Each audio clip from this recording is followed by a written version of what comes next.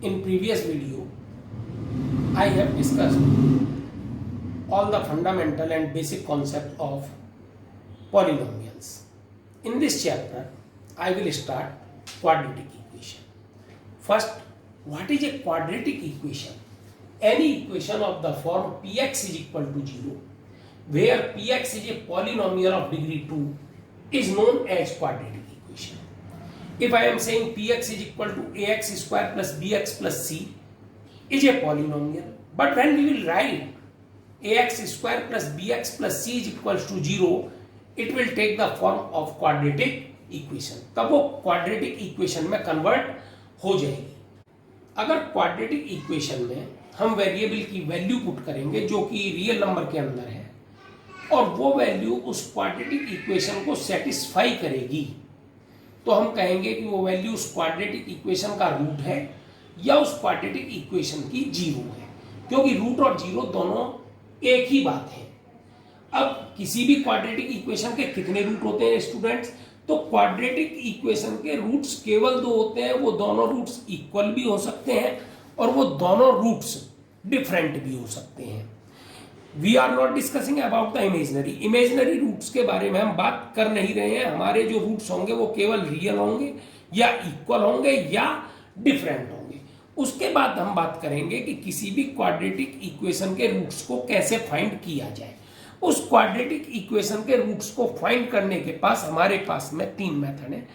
पहला मेथड है bye middle term splitting, दूसरा मेथड है बाय मेकिंग परफेक्ट स्क्वायर यानी कंप्लीटिंग द स्क्वायर, और तीसरा मेथड है बाय यूजिंग क्वाड्रेटिक फॉर्मूला जिसे हम श्रीधराचार्य मेथड भी कहते हैं. तो बच्चों, अब हम पढ़ेंगे कि how to split the middle term. Middle term को कैसे स्प्लिट किया जाए. अपने पास में अगर कोई एक quadratic equation A X square plus B X plus C is equals to 0 की फॉर्म में है, तो अगर एक्स स्क्वायर के कॉफिशिएंट का और कांस्टेंट टर्म का मल्टीप्लीकेशन पॉजिटिव होगा तो हमारे दोनों रूट्स या तो पॉजिटिव होंगे या दोनों रूट्स नेगेटिव होंगे. यानी कि हम बी को इस तरीके से स्प्लिट करेंगे कि उसका एडिशन या सब्ट्रैक्शन तो बी रहे लेकिन उसका मल्टीप्लीकेशन एसी हो, और अगर एसी लेस देन 0 है तो हमारा एक रूट पॉजिटिव होगा और एक रूट नेगेटिव होगा.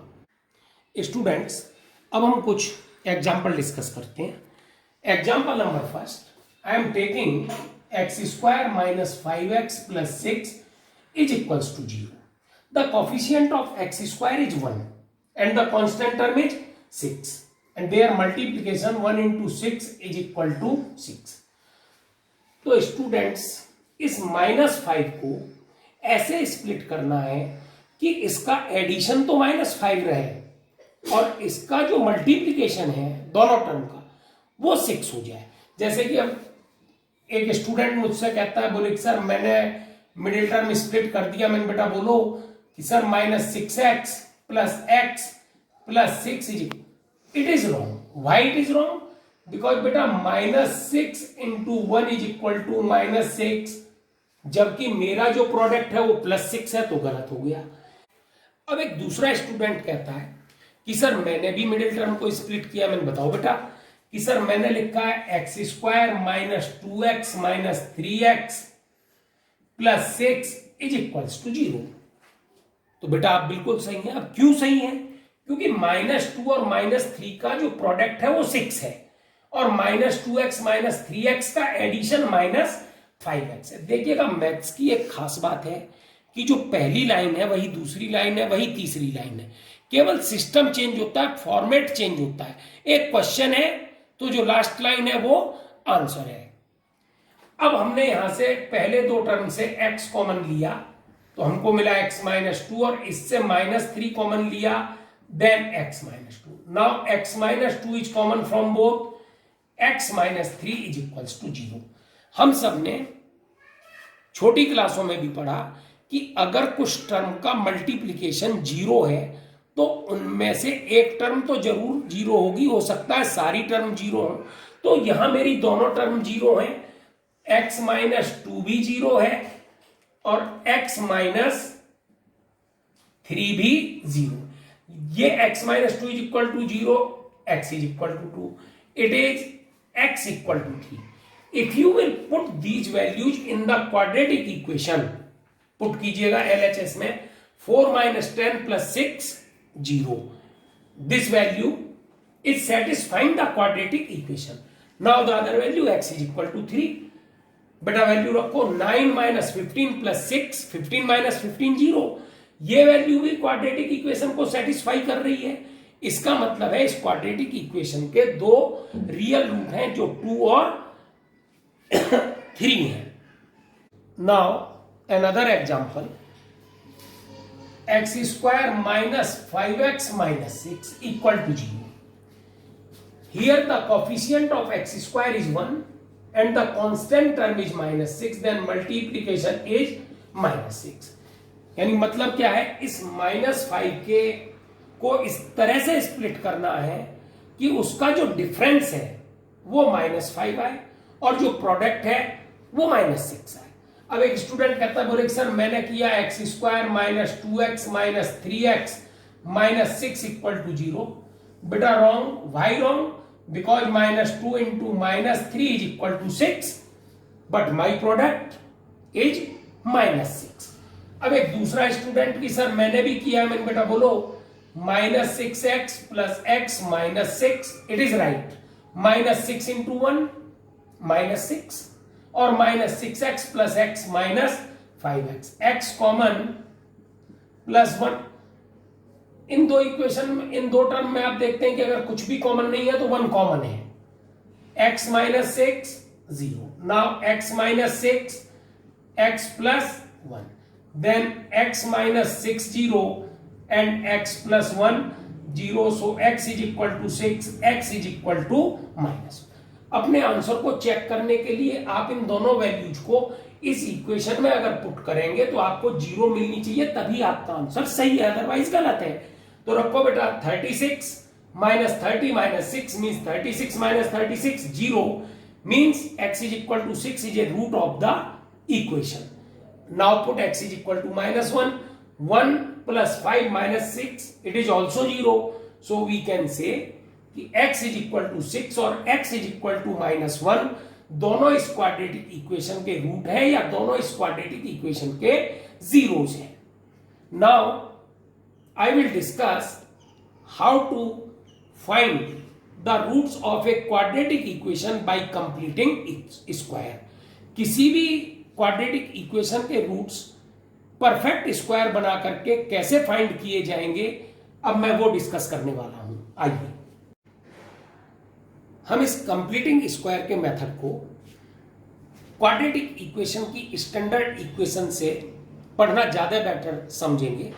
जैसे कि इक्वेशन है ax square plus bx plus c is equals to 0. What is the constant term? इसकी कांस्टेंट टर्म है c. तो सबसे पहले हमको कांस्टेंट टर्म को राइट हैंड साइड में ट्रांसफर करना है. ax square plus bx plus is equal to -c. Now X square को फ्री करना है, यानी कि जो एक्स स्क्वायर का कॉफिशिएंट होगा एग्जांपल्स में भी, उससे हम इस इक्वेशन को पूरी को डिवाइड कर देंगे. तो X square plus B upon A X is equals to -c upon A. एक चीज दिमाग में रखें, देखें कि अगर x का कॉफिशिएंट पॉजिटिव है तो a प्लस बी का होल स्क्वायर बनेगा, और अगर x का कॉफिशिएंट नेगेटिव है तो a माइनस बी का होल स्क्वायर बनेगा.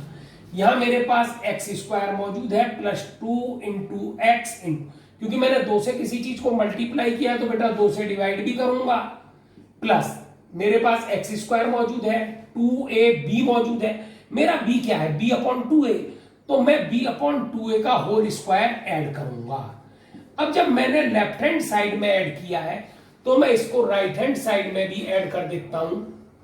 b अपॉन 2a का whole square minus c upon A. Maths का रूल है, जितने से डिवाइड करो उतने से मल्टीप्लाई करो, जितना ऐड करो उतना सब्ट्रैक्ट करो.